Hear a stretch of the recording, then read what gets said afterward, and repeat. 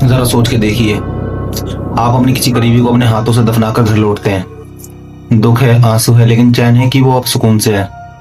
लेकिन ठीक 3 दिन बाद आधी रात को जब आपकी आंख खुलती है तो वही इंसान आपके बेडरूम के अंधेरे कोने में खड़ा होता है। वो कुछ बोलता नहीं है, बस अपनी सूखी आंखों से आपको घूरता रहता है और धीमी आवाज में आपसे खाना मांगता है। और जब आप डर के मारे मना कर देते हैं तो अगली सुबह आपकी लाश मिले जिसके शरीर में खून की एक बूंद भी न बची हो। ये किसी हॉलीवुड फिल्म की मनगढ़ंत कहानी नहीं है, ये वो हकीकत है जो सदियों पुराने सरकारी दस्तावेजों में काली स्याही से दर्ज है। आज हम उन 2 शैतानी चेहरों की कब्रें खोदेंगे जिनका खौफ आज भी लोगों की रूह कपा देता है। वीडियो के अंत में एक ऐसा राज है जो आपको अपने ही पड़ोसियों पर शक करने पर मजबूर कर देगा। साल 1725 सर्बिया का एक छोटा सा गांव किसिलोवा।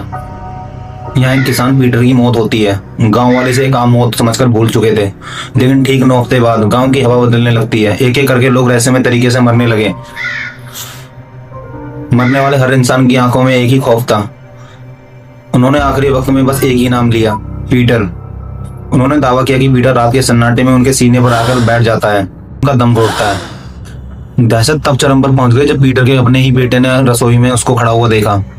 अगले दिन बेटे की लाश मिली। उसका शरीर बर्फ की तरह सफेद और खून से पूरी तरह खाली हो चुका था, जैसे किसी ने उसकी रगों से सारा खून निचोड़ लिया हो। जब अधिकारियों ने पीटर की कब्र खोदी तो जो मंजर दिखा उसने विज्ञान के होश उड़ा दिए। हफ्तों बाद भी लाश सड़ी नहीं थी, उसके नाखून बढ़कर नुकीले हो चुके थे, खाल बिल्कुल ताजा थी और सबसे खौफनाक उसके होठों के कोनों से ताजा गर्म खून टपक रहा था, जैसे उसकी छाती में लकड़ी का खूंटा गाड़ा गया। लाश के अलग से एक ऐसी चीख निकली जो इंसानी नहीं थी और ताजा खून एक फवारा फूट पड़ा। क्या वो वाकई मर चुका था या सिर्फ जागने का इंतजार कर रहा था?